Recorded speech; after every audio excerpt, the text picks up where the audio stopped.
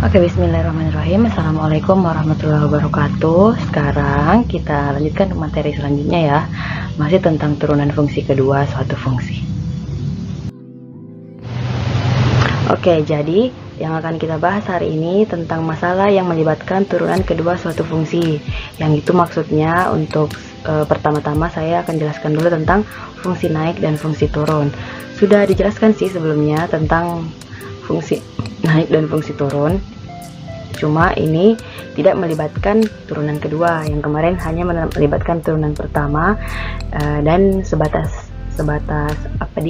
tahu saja bilang dia naik dan dia turun, tapi belum menguji dengan turunan kedua tersebut, karena turunan kedua sangat berfungsi untuk menguji fungsi tersebut. Apa sih? Oke, jadi untuk fungsi naik dan fungsi turun kan sebelumnya sudah dipelajari kalau f aksen turunan pertama ini, f aksen x lebih besar 0, maka dia disebut sebagai fungsi naik. Kemudian jika f aksen x-nya kecil 0, maka dia disebut sebagai fungsi turun.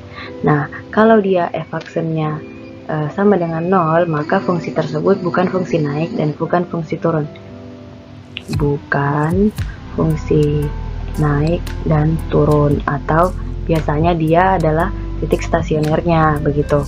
Nah, jadi ketika kita membahas tentang turunan kedua, dia akan menguji bahwa jika f aksen double aksennya x itu lebih besar dari 0, maka f aksen x tersebut turunan yang ini tadi, fungsi naik tersebut naik pada interval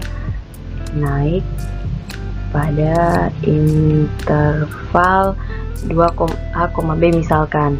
Seperti itu meskipun turun. Jadi kita perhatikan tabel berikut. Wow.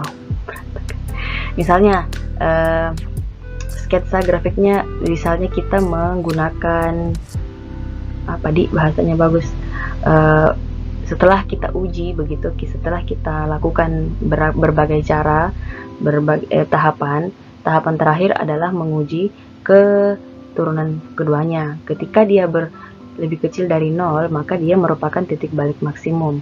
Kemudian ketika dia lebih besar dari 0, maka dia adalah titik balik minimum dengan sketsa grafik seperti di sampingnya. Nah, kemudian jika dia sama dengan 0, maka dia merupakan titik belok. Karena kenapa? F aksennya tadi tidak berubah. Ini penjelasan bagian B. F aksen berubah tanda dari positif ke negatif, berarti dia adalah fungsi titik balik maksimum. Dan f aksennya kecil dari minus ke positif, berarti dia adalah titik balik minimum. Dan ketika tidak berubah tanda, positif tetap positif, minus tetap minus, berarti titik belok. Dengan maksud tujuan kita adalah ada dua buah titik di sini. Makanya ketika kita menyelesaikan sebuah fungsi tersebut, kita harus menemukan dua titik yang menjadi menjadi acuan kita untuk menentukan dia termasuk jenis titik stasioner apa begitu. Jadi ketika membahas ini, kita sudah membahas juga nilai stasioner, fungsi naik dan fungsi turun, dan nilai stasioner. Oke? Nah, jadi contoh soal yang pertama adalah dengan uji turunan kedua, tentukan nilai stasioner dan jenisnya pada setiap fungsi berikut. Fungsi yang pertama adalah fx sama dengan x pangkat 4 dikurang 4x pangkat 3. Jadi yang pertama yang harus kita lakukan adalah mencari titik nilai titik dan nilai stasioner. Aduh, semutan kak. Dari fungsi ini, yaitu dengan syarat f aksen x-nya itu harus sama dengan 0. Nah, karena yang di soal itu adalah fx saja belum diturunkan, maka kita harus menurunkan dulu fungsi ini ya, yaitu 4x pangkat 3 dikurang 12x pangkat 2. Ini adalah turunan fungsi pertama. f aksennya sama dengan 0. Nah, sekarang bisa kita keluarkan bisa keluar 4x pangkat 2 di dalam sisa x saja dikurang 3. Kenapa bisa begitu? Kira-kira kenapa? Karena ini sama saja dengan difaktorkan atau dipisahkan. Jadi 4x pangkat 3 kan punya 4x pangkat 2 juga, maka saya taruh di luar. Atau maksudnya bisa dengan ini dikali masuk, akan menghasilkan yang di atas. Ini kali masuk juga akan menghasilkan atasnya. Oke, semoga kalian masih ingat pelajaran kelas apa di SMP kayaknya. Oke, jadi setelah seperti ini kita temukan, maka kita dapat nilai 2x ini sama dengan 0, kemudian ini juga kurang 3 disama dengan ke 0, maka hasilnya ini pasti 0 atau x sama dengan 3. Kita buat pembuat nolnya, maka akan menemukan x sama dengan 3 dan x sama dengan 0. Oke, jadi ini adalah titik stasioner. Sekarang nilainya. Nah, nilai stasioner itu ditemukan dengan kita mensubstitusikan dia ke persamaan pertama, ya ini. Bukan persamaan pertama sih istilahnya, ke fungsi yang belum diturunkan. Jadi untuk x sama dengan 0, maka f0 sama dengan 0 pangkat 4 dikurang 4 kali 0 pangkat 3. Ini ya, berarti 0. Sudah pasti sih. Terus untuk x sama dengan 3, maka f3 sama dengan 3 pangkat 4 dikurang 4 kali 3 pangkat 3 berapa?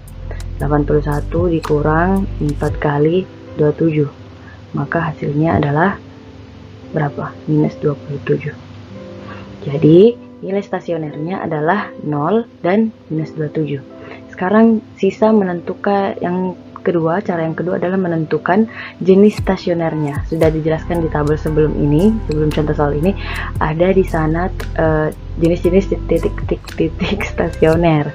Nah, untuk menemukan itu kita gunakan cara yang ketiga di tabel tersebut, yaitu dengan menemukan turunan keduanya, uji turunan kedua istilahnya ya.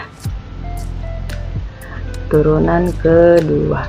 Jadi turunan kedua dari fungsi di atas berangkat dari fungsi yang ini, yaitu 12x pangkat 2 dikurang 12x. Ini adalah turunan keduanya. Oke, atau saya tulis saja ini ya. Nah, bagaimana saya sederhanakan atau oke, jadi langsung saja kita akan menggunakan titik yang kita temukan tadi. Titik yang kita dapatkan kan 0 dan 3.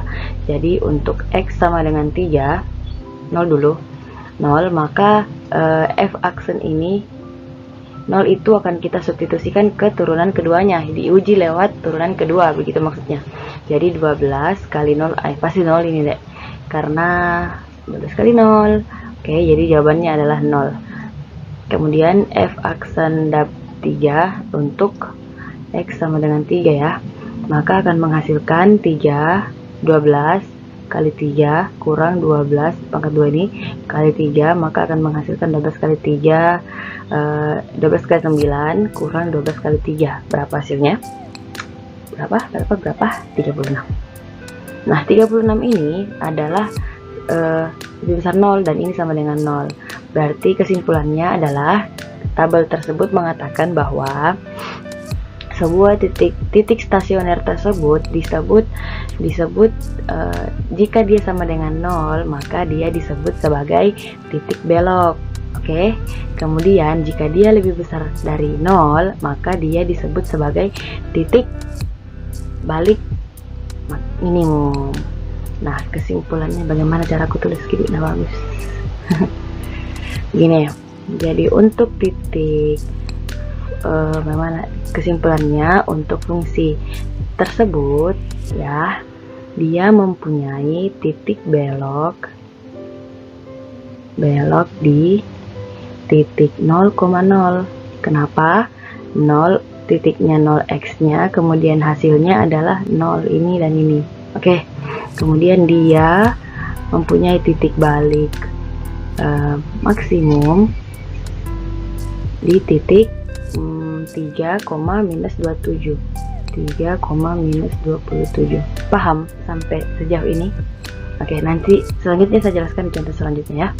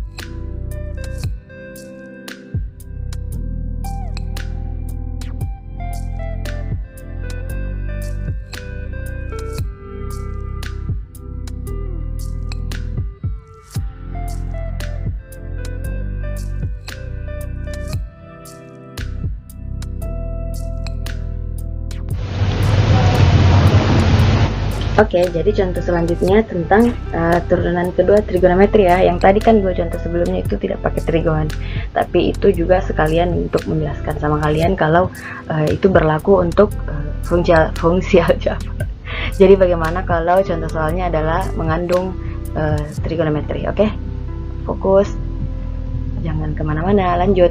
Jadi cara pertama seperti tadi, jangan lupa urutan pengerjaannya. Yang pertama adalah kita harus mencari dulu turunan pertamanya. Jadi saya turunkan f aksen x sama dengan 1/2 x, 1/2 saja, ditambah turunan dari sin adalah cos x. Oke, sudah. Sekarang titik stasionernya ada pada ketika fungsi f aksennya itu sama dengan 0, dan artinya 1/2 tambah cos x itu harus disama dengan 0. Jadi cos x sama dengan 1/2 nya pindah ke sebelah jadi minus 1/2. Oke, jadi nilai x yang mempunyai nilai 1/2 di kuadran. Kembali lagi kita ingat kembali tentang materi kelas 11. Saya sudah jelaskan dulu tentang bagaimana membaca, mencari persamaan dengan menggunakan persamaan ini. Ini materi persamaan trigonometri. Oke, fokus. Cos x yang punya nilai 1/2 di kuadran 1 adalah sudut 60 derajat. Oke, mengerti sampai sini?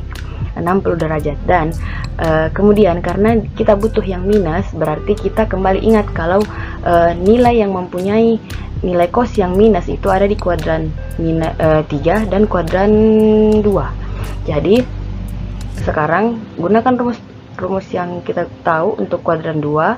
Ini dikurang dengan sudut yang sudah diketahui tadi 60. Berarti 180 kurang 60 adalah 120. Jadi sudut yang pertama adalah 120. Kemudian yang di kuadran 3 yang punya yang sama dengan 60 adalah yang berelasi, sudut berelasi, ingat. Berarti 180 tambah 60 sama dengan 240. Jadi x yang kedua adalah 240. Itu yang bernilai negatif cosnya, karena cosnya kita adalah 1/2. Jadi sudah dapat. Oke. Tetapi sayang, kita sedang berbicara di bukan satuan sudut, tetapi satuan radian, V radian. Artinya 120 berapa radian?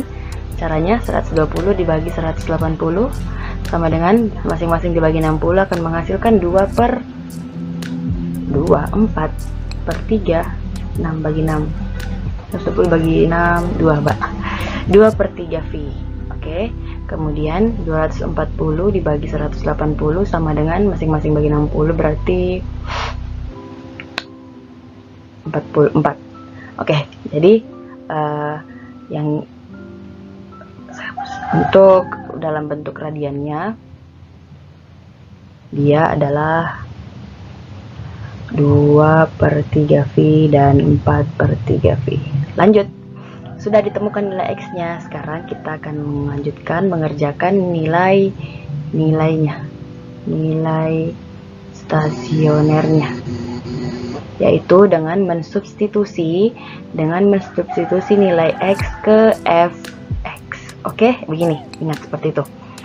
Jadi mana tadi, untuk x sama dengan 2/3 V, kita substitusikan ke f 2/3 V. Hasilnya adalah 1/2 V 1/2 aduh, hapus nah, jelek.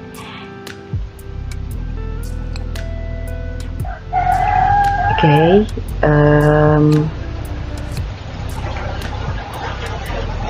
1/2 ini V tadi ya, sama dengan 1/2 kali 2/3 V, itu x ya tadi yang diganti di sini. Kemudian tambah cos, bukan cos Ani, sin. Sorry, ingat persamaan yang tidak sebelum diturunkan, berarti dia adalah sin 2/3 V. Nah, ayo sekarang temukan sin 2/3 ini dulu, dikali dia bisa habis, berarti sisa 1/3 V ditambah sin 2/3. Kan tadi cos itu cos 60 itu 1/2. Jadi sin 60 1/3, 1/2 akar 3. Jadi berapa? Mengerti makin 1/2 akar 3 kan sin. Tapi karena dia 2/3 ada di kuadran 2 berarti positif. 1/2 akar 3. Kenapa positif? Karena sin di situ positif. Yang ingat si yang ya kalau di kuadran 2 yang positif sin, begitu begini. Aduh, susah jelaskan deh. Ingat saja kembali materi yang pernah ku sebutkan. X sama dengan 4/3V, berarti F 4/3V sama dengan 1/2 kali 4/3V tambah sin 4/3V. Oke, 1/2 dengan 4 habis, sisa 2, berarti 2/3V tambah ini sin 4/3. Kalau sin di kuadran 3 itu negatif, berarti minus 1/2 akar 3 sama dengan 2/3V dikurang 1/2 akar 3. Sudah ada nilai titik, nilai X dan Y-nya. Oke, sekarang sisa kita uji dengan turunan kedua seperti permintaan soal. Uji turunan kedua untuk titik tersebut, titik stasioner tersebut, kapan dia jadi balik dan kapan dia apa sih salah. Jadi cara pengujiannya adalah uji turunan kedua, yaitu F double aksen X. Berapa F double aksennya? 1/2 sudah hilang, berarti sisa minus sin X. Ini ya diturunkan minus sin X, 1/2 nya sudah habis, jadi cosnya diturunkan menjadi minus sin. Sudah ada juga, saya jelaskan dulu urutannya, turunannya begitu. Jadi sekarang untuk 2/3V kita substitusikan ke turunan kedua. Jadi F double aksen 2/3V sama dengan minus 2/3V. Sorry, salah, tidak ditulis sinnya. Minus sin 2/3V. Berapa? Kan tadi kalau tidak pakai minus berarti dia positif. Jadi di sini otomatis minus 1/2 akar 3. Minus 1/2 akar 3 kecil 0. Berarti dia maksimum. Kemudian untuk sebentar pipain. 4/3V berarti F aksen 4/3V sama dengan minus sin 4/3V. Oke. Karena tadi minus, kalau berarti dia akan menjadi positif 1/2 akar 3. Dia besar 0. Benar? Insya Allah benar. Jadi untuk titik 2/3, kesimpulannya saya tulis di mana, Dik? Di mana luas? Warna merah bagus.